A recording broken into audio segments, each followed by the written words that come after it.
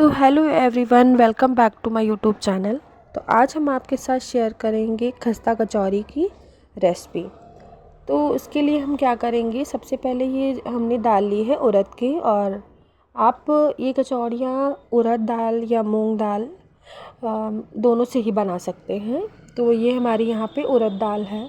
मुझे तो एक इतना बड़ा कन्फ्यूजन है कि मैं समझ नहीं पाती हूँ यार कभी, कि अगर उड़द दाल और मूंग की दाल दोनों ही रखी हूँ तो मुझे समझ में ही नहीं आता है। तो मैंने मम्मा को कॉल करके पूछा कि मम्मा कैसे समझूँ, दोनों दाल एक ही साथ रखी थी तो मुझे बहुत प्रॉब्लम हो रही थी। तो मैंने मम्मा से पूछा तो उन्होंने मुझे बताया, तो मैं समझ पाई कि हाँ ये उड़द दाल ही है। तो सबसे पहले हम यहाँ क्या करेंगे, ये जो दाल है हमने ओवरनाइट के लिए भिगो दी थी। और उसके बाद ये हमारी छिलके वाली दाल है, तो हमने इसको 4-5 पानी से खूब अच्छे से धुल लिया था।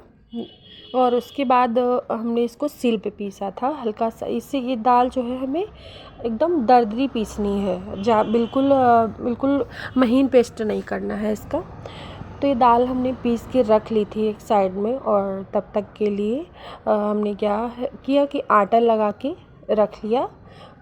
इसका कचौरी के लिए हमें आटा लगाना है। तो हमने ये लिया है यहाँ पे आटा, ये हमने लिया है। और आप चाहें तो आप इसे मैदे से भी बना सकते हैं, बट मैदा इतना अच्छा नहीं होता है हेल्थ के लिए, तो इसलिए मैंने आटे से बनाया है। तो आटे में हमने डाली है 1 चम्मच अजवाइन। अजवाइन हमें क्रश करके डालनी है। क्रश करके डालने से जो अजवाइन का जो टेस्ट होता है वो बहुत अच्छा आता है। और हमने इसमें यहाँ पे घी गरम करके डाला है, करीब 4 टेबल स्पून घी डाला है। और स्वाद के हिसाब से नमक डाला है। तो आप आटे को ऐसे मुट्ठी से दबा के देख लीजिए, अगर ऐसे हो रहा हो तो आप समझ लीजिए इसमें मोहन परफेक्ट है। और अगर आप चाहें तो आप इसमें रिफाइंड का भी यूज़ कर सकते हैं, बट मैंने इसमें घी डाला है। तो आटा हमने लगा के रख लिया था। आटे को बहुत चिकना नहीं बढ़ जाती है और कचौरियाँ हमारी ज़्यादा दिन चलती हैं। वैसे तो हमारी तो बहुत तुरंत ही ख़त्म हो गई थी पूरे दिन में बस सुबह से शाम तक चली थी और ख़त्म।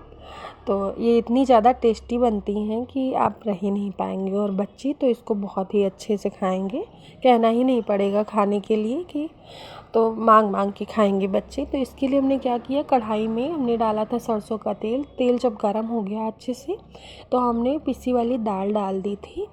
और दाल डालने के बाद में हमने इसमें डाला था ये जो सौंफ है। सौंफ को हमने तो दरदरा कूट के डाला था। कूट के डालने से इसका फ्लेवर और ज़्यादा इन्हांस होता है। तो इसमें हमने डाली आधा चम्मच हल्दी और 1 चम्मच धनिया और भुना हुआ जीरा धनिया और नमक।